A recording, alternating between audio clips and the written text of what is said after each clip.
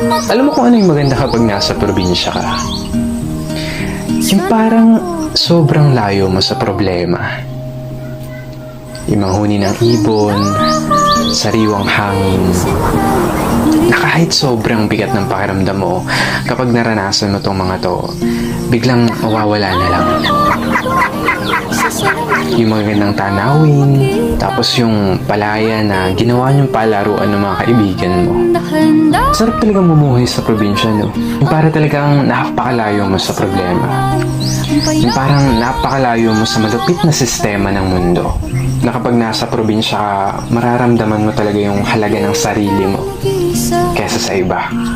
At mapapasabi ka na lang na there's no place like home or like probinsya.